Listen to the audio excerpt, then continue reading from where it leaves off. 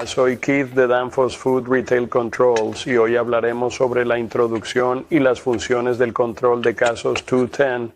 El AK06X es un controlador de temperatura Danfoss con 4 relés, uno para la refrigeración, como un compresor o solenoide de refrigeración, uno para los ventiladores, uno para descongelar y un cuarto relé que se puede usar para alarmas o iluminación de casos, dependiendo de tu aplicación. El AK06X también puede comunicarse con el gestor del sistema Danfoss usando una tarjeta LAN o Modbus. Apaga el controlador al instalar la tarjeta de comunicación.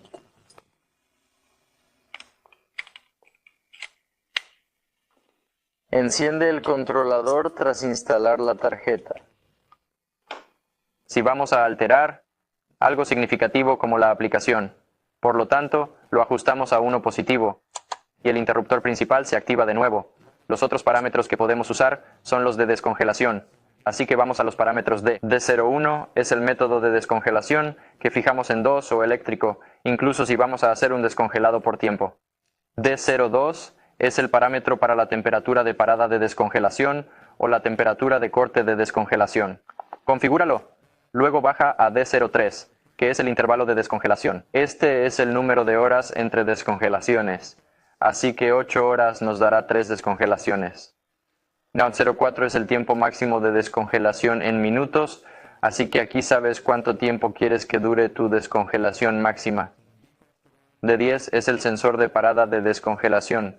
Si lo ajustas a 0, terminará a tiempo. Si lo estableces en 1, terminará en S5, descongelación dedicada. Switch and set that to 0 to make major programming changes. Next, we go back to the R05 parameter and we set our units. So you can either be in Celsius or Fahrenheit. We go to Fahrenheit. We next go to R01, which is your differential. So you set your desired differential. And then from there, we are going to go down to the 061, which is the application which configures our relays. So you get to 061, choose the application. It's common for us to use application 2, so that's where we leave it. The next parameter that we're going to go to is 003, which is the communication address. The address is set if you have a communication card, which we mentioned. The next thing to go to is to go back up to your internal main switch, and you can turn that back on. So we only need to set the internal main switch if we're going to change something major like the application. So we set this back to a +1, and the main switch is back on. The other parameters that we can go to are the defrost parameters. So we get down to the D parameters. D01 is the defrost method, which we set for 2 or electric, even if we're going to do a time-off defrost. D02 is the parameter for our defrost stop temperature or the defrost termination temp. Go ahead and set that. Go down to D03, which is our defrost interval. This is the number of hours between a defrost, so 8 hours will give us 3 defrosts a day.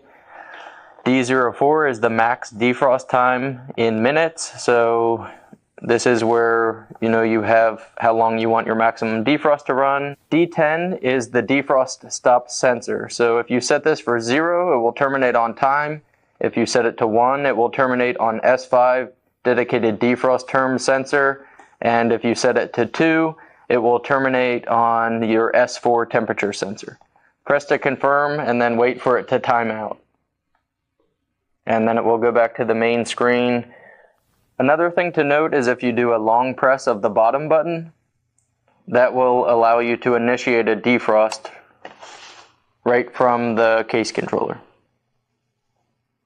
And you can see that defrost icon came on and it shows a -D- to indicate it's in a defrost. And this is the Danfoss AKCC210 case controller.